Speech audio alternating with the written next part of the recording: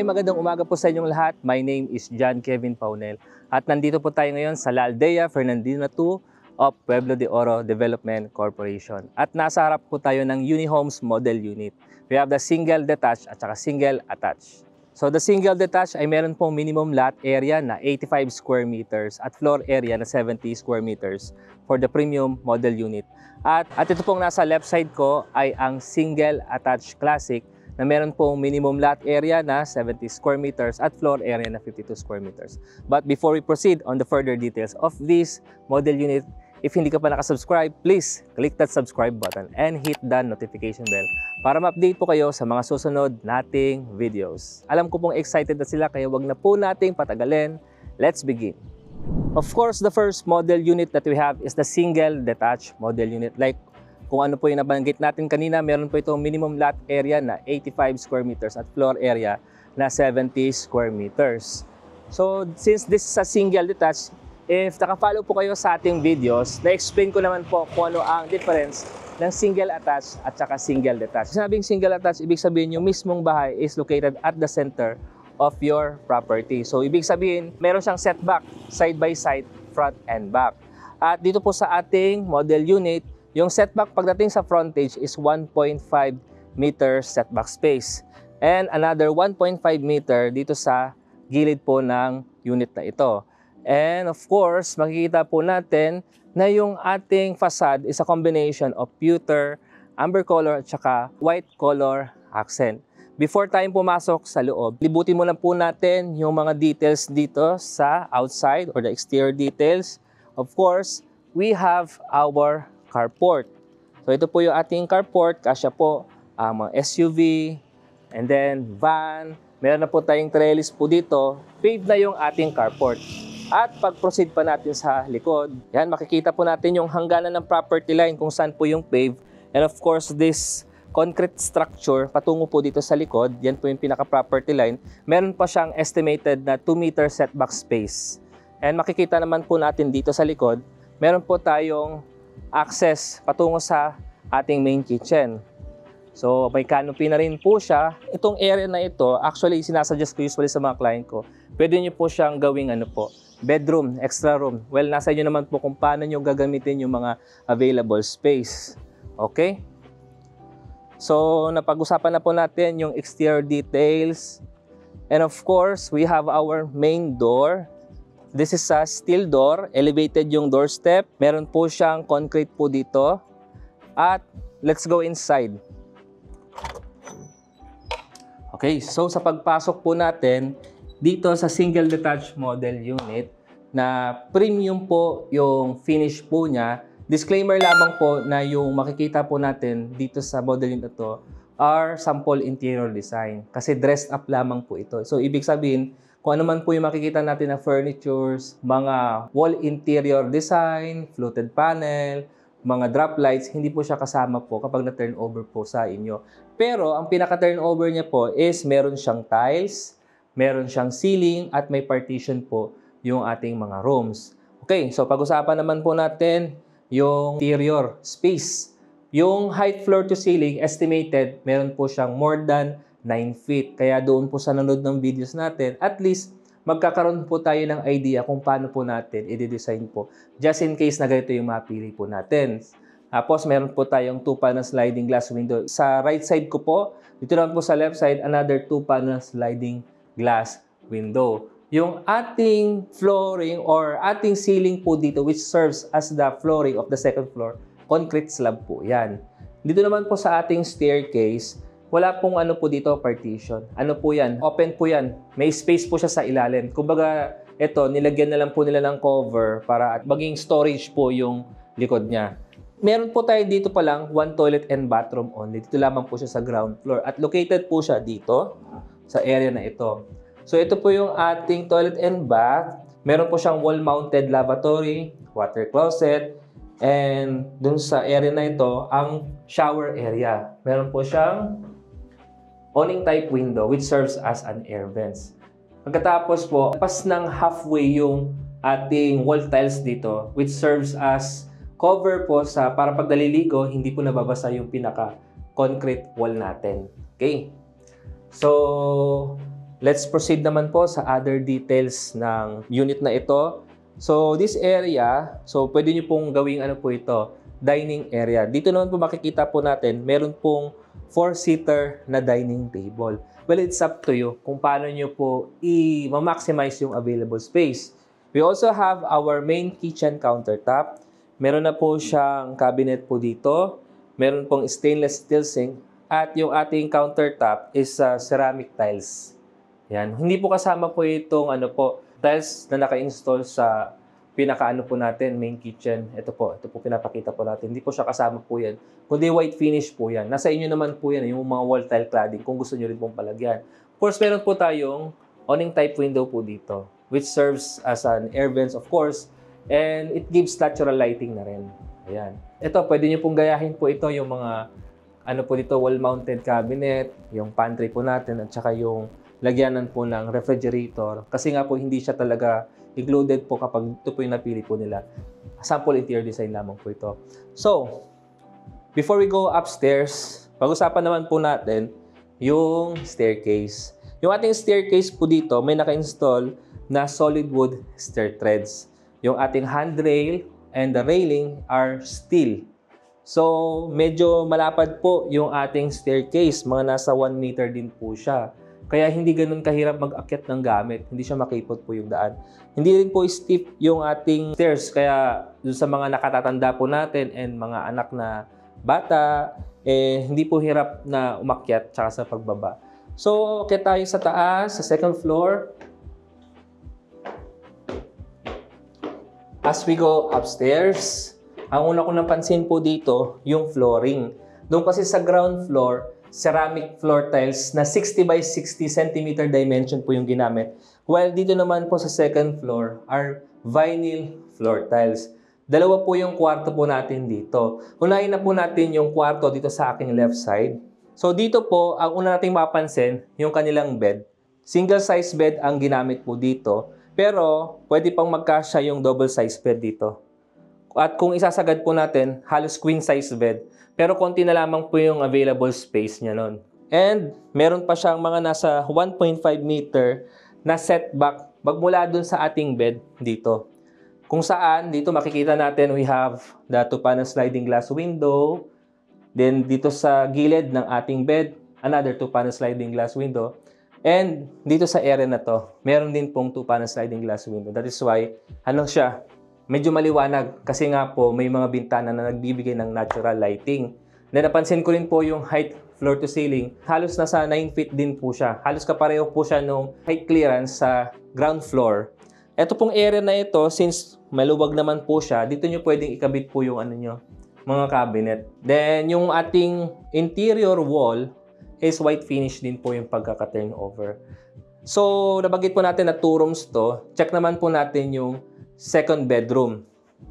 So this is the second bedroom. Mas malaki siya kumpara doon sa first bedroom na pinuntahan po natin. That is why let's consider this as the master's bed. So ito po yung bed po dito na ginamit. Queen size bed po siya. Meron siyang mga nasa 20 inches na space dito sa gilid po ng bed na to. And dito naman po, mga nasa mahigit 2 meters din yung space. Magmula dito sa edge ng bed, patungo dito sa wall na ito. Kaya nga, pwede nyo pong gamitin tong espasyo na to kung saan pwede kang maglagay ng study table or your cabinet. Pwede rin pong i-set up as your built-in cabinet itong area na ito. Meron tayong 2-panel sliding glass window here and another 2-panel sliding glass window kung saan yung tinuturo kong area. Yung height clearance, same din, mga nasa 9 feet. Kaya medyo spacious po siya. Kung makikita nyo po, medyo elegant po yung may mga cove lighting tayo dito. Yan, may mga outer glow. Ang ganda niyang tignan. Tapos yung mga drop lights. So, pwede po natin gayahin po yan as an inspiration dun sa gusto nyo pong maging design. So, nakita na po natin yung single detached na premium, guys. Tandaan po natin kapag premium, naka-tiles, may partition. Nakalimutan kong banggitin yung partition, concrete po ito. And of course, meron pong ceiling. While yung classic, bare finish po siya. That is why wala siyang tiles, wala siyang partition, yung mga rooms, and wala siyang ceiling. At yun ang pupuntahan po natin after this single detached. Kaya kung pinakita ito dahil yung single detached at single attached na unit, same layout lang naman po halos. The difference siguro yung location po nung staircase. Kung yung ano po, single detached nasa left side, while yung single attached naman po nasa right side yung staircase. Well, it depends kung saan itatayo yung napili nyo pong unit. Pwede kasing mag-flip po yun. Pagdating po sa single attached premium, halos same lang po ng single detached. Kaya ito po. Kasi wala ho tayong nakatayo po na single attached premium na model unit dito. Kaya pwede natin gawing reference ito pong model unit na ito. And now, let's check naman po yung single attached classic. So tara po, samahan niyo po.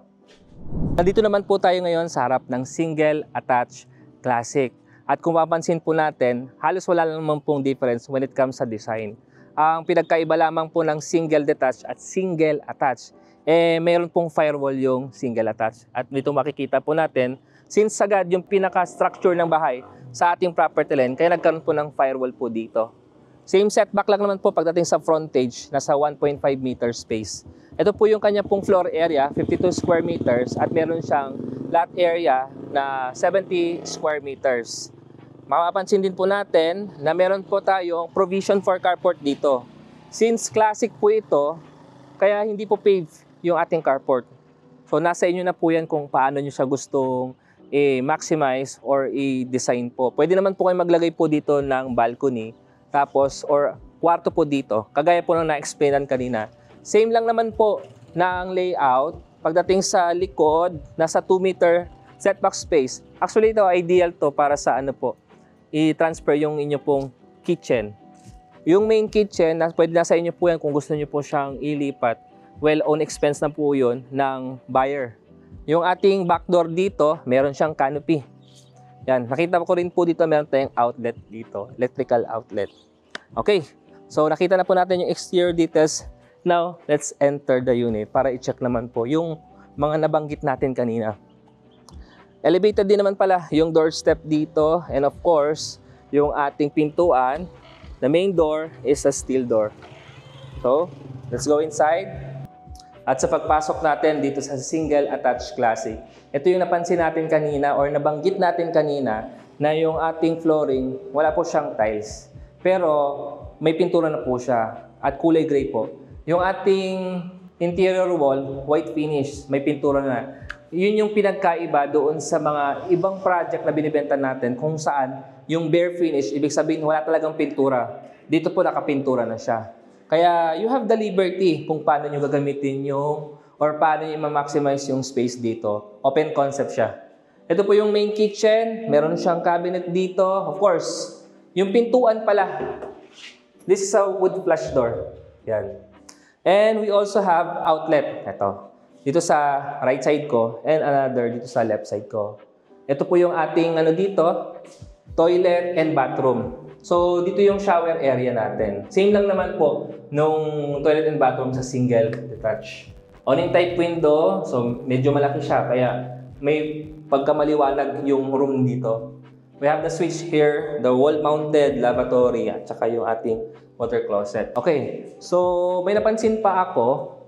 Kanina, pinakita natin na magkabila may mga outlet tayo dito. Meron din naman dito pong electrical outlet. Yung pumpa lang ano natin, switch breaker, nasa likod siya ng pintuan. Nandito po siya. And let's talk naman or let's discuss about the staircase.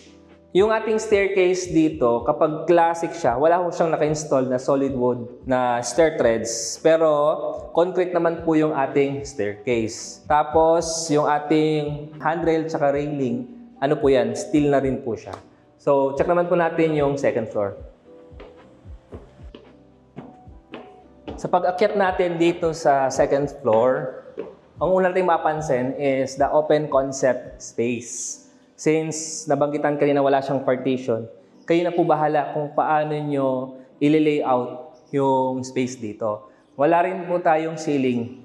Sabi ko nga po, ideal ito para doon sa mga gusto nilang sila yung mag-decide kung ano yung interior design, kung ano yung materials na gagamitin.